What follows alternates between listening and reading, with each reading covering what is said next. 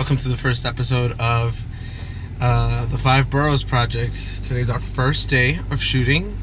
It's 7:30 in the morning right now. And, well, I'm in Woodside right now, just outside my apartment building. But today, we're gonna go and explore the Hudson River Greenway, which is basically a series of parks that surrounds the perimeter of the island of Manhattan. We have to go pick up our cameraman first in Woodhaven.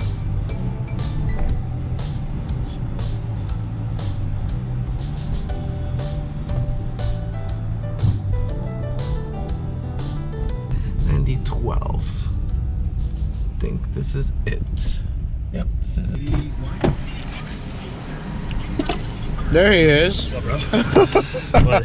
How's it going? Good, how are you? Good. Ready? Yeah. Ready, let's go.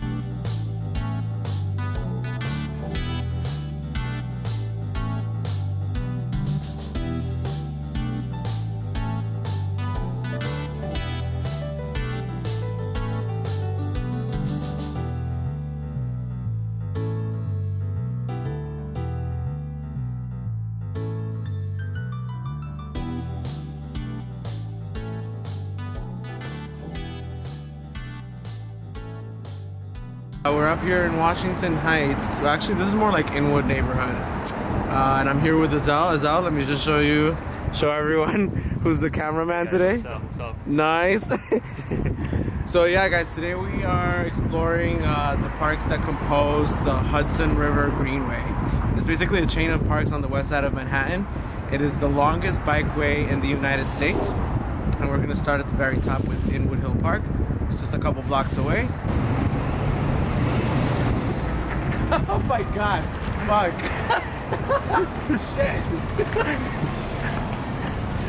This area is very hilly, so you're probably gonna encounter a lot of, we're gonna encounter a lot of ups and downs and stuff.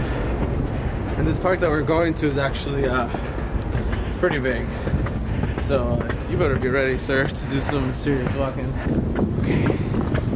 Alright, made it. Alright. Let's go get that map. So, trying to find the Inwood Hill, what is it? Let me find the tourist center first before we decide to go on any longer treks. It's a pretty big park. This right here, this is Inwood Hill Park, and it's a very, very dense, huge park. We're actually at the very northernmost tip of Manhattan, and I think we're actually like on the last street, or like the top street. This body of water, which I don't know if which you can see right there, that's the Spuyten Duyvil Creek, and it's basically a small portion of the Hudson River which separates Manhattan and the Bronx. The Bronx is just across the channel right there. Where is it? So we went into that little cafe over there looking for the Indian Hill. No wait, what's this called? Inwood Hill, Inwood Hill Nature Center, but nobody seems to know where it's at. Wait, is that it? Boathouse. That's the boathouse. So this is what divides the Bronx from uptown Manhattan. That right there is the Henry Hudson Parkway, which is that road that we used to just, when we were coming down from the Bronx, that's the road we were on before. Okay, cool, it has everything here. Alright, so we have a map now, we're good, we're all set. Let's go get lost in this park then. Trails. If you're a New Yorker, if you're a native New Yorker, you might already know this, but New York used to be a Dutch colony before it became an English colony. So in 1626, it was in this park that a Dutch mercenary called Peter Minuit purchased the land from the Lenape Indians, which were the Native Americans that lived in this area. So we actually have a few spots that we can visit in the park. I'm really interested in the Native American caves that the Lenape Indians used to use here, as well as the fort.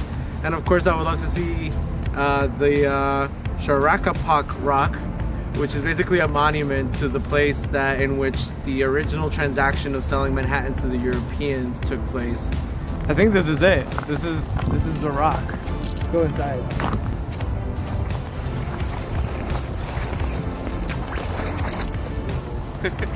Whoa, it's a little dense that way. Yeah, it's a little crazy to get over here.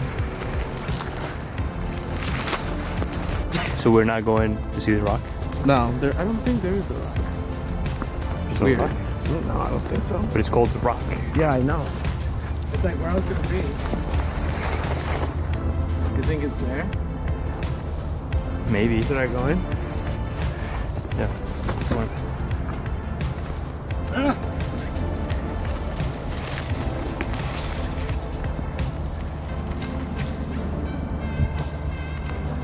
No, there's no rock. There's no rock. I guess it's just a place. It's called the I rock. think it's just like a place, you know, like. Oh, you know what? What? This whole area is on schist. It's a type of rock. I think what they were saying is that this place, this ground, is a rock, and so therefore this is the Sharakanab rock. So yeah, we made it. I think we actually found the rock this time. I think that's it over there. I'm mistaken. I was like, what the fuck are we doing in the bushes? I know, I'm like, I thought it would be like a shrine, like it would say something, you know? That's it, yeah. Sharakapak Rock. This is Sharakapak Rock, and this is the place where Peter Minuit bought the island of Manhattan from the Lenape Indians for trinkets and beads, as this rock so eloquently puts it. But it's a little poignant to be here and to know that this was the place where basically that transaction took place. You know, I always heard about the Indians selling Manhattan for cheap, but I just never knew where it happened or where, like, you know, at a bank or something. But now it took place here under a tulip tree, which is now gone. And it's just amazing to be here. So now that we actually found the actual rock and not what we believed or wanted to believe was the Sharakapak rock, why don't we head over to the Indian caves, which should be like just a small walk from here. Basically, as you can see, there's a lot of rock formation here, and before the Europeans came to take over this land, the Indians lived here at the very top of the island because they had abundant resources. Now, the Indians were not a seafaring people, of course, so they didn't really know how to exploit the full advantages of New York Harbor. But they used these caves right here to hunt here and basically cook their meat here and rest here while they were on the hunt, and basically pile up whatever animals they hunted. There's not many entrances left. I'm sure the caves are still around. But as you can see here, let's go to the top.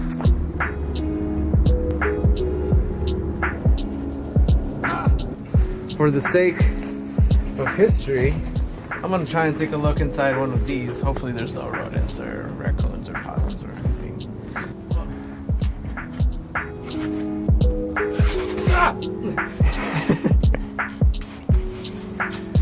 You okay? Yeah.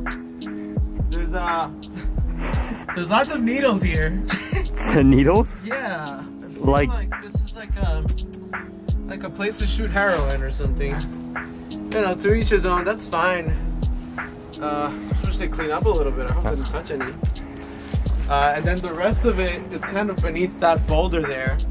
You kind of have to get on your chest to really get into the depths of it. I think today I'm just good with knowing they're here.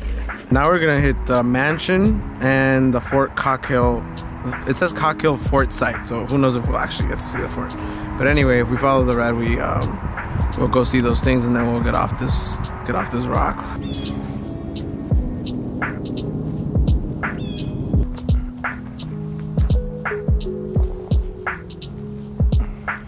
We're gonna go. I'm not the best person to be holding it up. I don't know what you trusted me with this. We're here on this red road, right? But we have to get up here, which is on top of those rock formations. So I think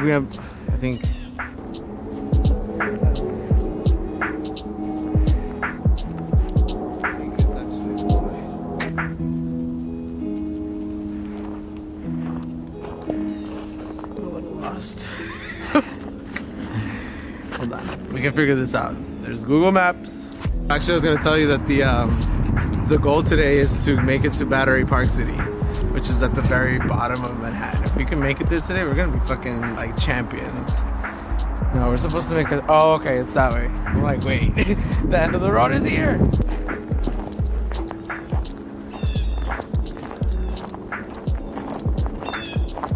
All right, well, as you can see, we've made it to Cockhill Fort site. all indications seem to point to the fact that there is no longer any fort. Same thing with the Strauss mansion, although I kind of knew that we wouldn't be able to find it because a lot of those mansions were raised when this park was open to the public. I think we can pretty much call it a day in this park and head over to the neighboring park, which is Fort Tryon. So when Central Park was designed and built, John D. Rockefeller wanted to do something similar for this part of the island. He bought out all of the properties owned by the other rich, the other rich people of the era, hired the son of the man who designed Central Park to build this park. So as you will see, this park has a different texture, a different flavor than Inwood Hill. It's a little bit more, you can tell that it's been designed as opposed to the other one where it was like, wild and whatnot. And in this park, we'll also find the cloisters, which we'll talk a little bit more when we get up there. It's a beautiful building. It's an amazing exhibition. And it really is a crown jewel of this park. Really, I think next time we should bring like cleats or something to like traction, just for traction. All right, we made it to the top. Beautiful building. Kind of amazing, actually. This is the crown jewel of Fort Tryon Park. And basically, everybody knows that John D. Rockefeller was a philanthropist. But what a lot of people don't know is that he was also an avid art collector. So, to give this park the pizzazz that he desired, he actually had all of this material assembled in Europe, to make the building, then cut up, transported here to New York, and then they assembled it here. A lot of the art exhibits that we see here are things that he acquired personally through friends and other artists and sculptors, particularly the sculptor Barnard. We're going to see some of his work in there. But basically, once Rockefeller had amassed enough artworks to fill this museum, he donated it to the Met, which is why now it's a public museum and we're going to have to pay very, very little to get in.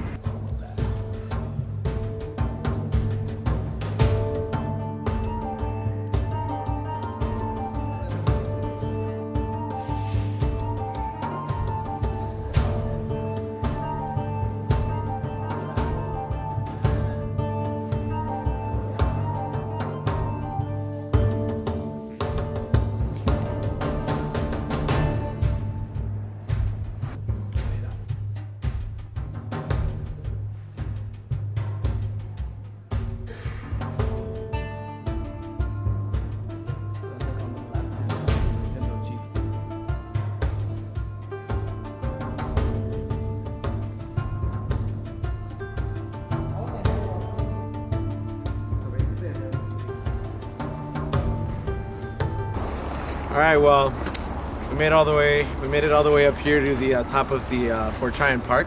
This park, however, is really, really big. It does have two other locations that we do plan on visiting, so I think we should just head on over to those locations and explore what they have in store for us. Let's just head on over to the Fort Tryon, which is the name of the fort which this park is named after. And then after that, we'll head to the Billings Mansion, which was this enormous mansion owned by C.W. Billings, which was an industrialist back at the turn of the century. And then once we're done with that, we can probably head down to Fort Washington Park, get some nice views of the George Washington Bridge. And while we're in the Washington Heights area, we should probably pick up a few bikes to head downtown on the bikeway. You know what? I don't even know where we're going. We're just kind of just walking south. Doesn't say for anything. I don't know. Want to just kind of wing it? See where... Yeah, let's do it. Yeah, okay. Either way, there's only one path for us to walk on, so not like we have many options here.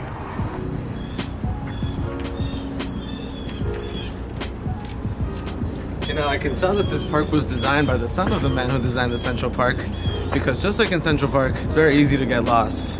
I see a flag, and I see stairs, and then I also see an endless path before me. So I'm gonna go take a gander and assume that this is the way to Fort Tryon.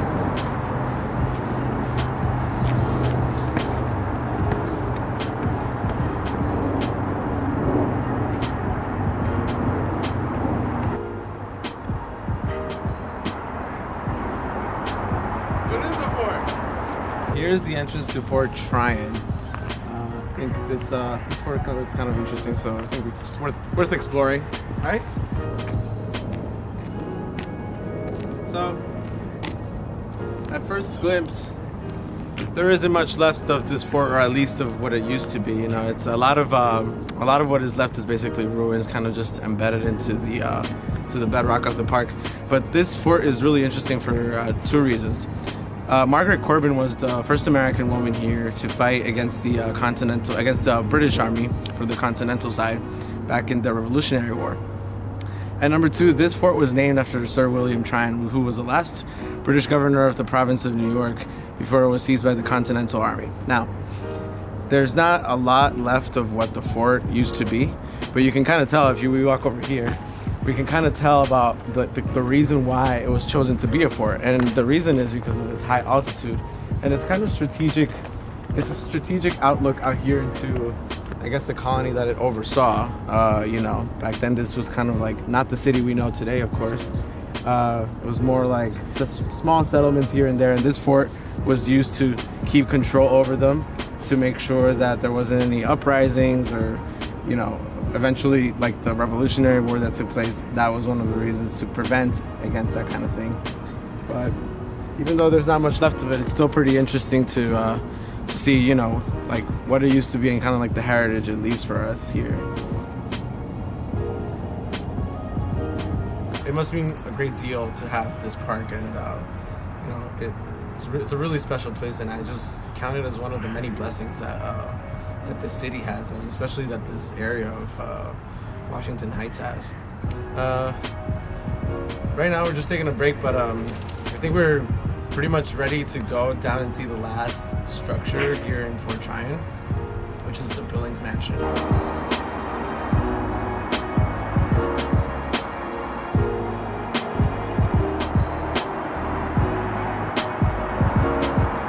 So, might not look it, but right now we're standing in the middle of someone's driveway. This right here, this arch, is the driveway that used to lead up to CKG Billings' mansion. As I mentioned before, Fort Tryon used to be a private estate for rich tycoons and entrepreneurs, where they used to have their giant mansions and retreats to get away from the city. Now, Rockefeller demolished all those mansions when he built this park, of course, and he kept this arch for the pure architectural value of it. Standing in it, you can just kind of feel like the exaggeratedness and kind of the grand, opulence of the time. Back in the day when people used to spend huge amounts of money on their private homes, and the rich used to kind of use this as like their own private little playground. This pretty much sums up Fort Tryon Park. There's not much left to the mansion. This is pretty much all that is left of it. Right now we're right next to the Hudson River Parkway, and of course right next to the Hudson River. If we go down this way, we're going to end up at Fort Washington Park, which is our next destination. So what are we doing? Alright, hold on, I gotta make sure. Just do it.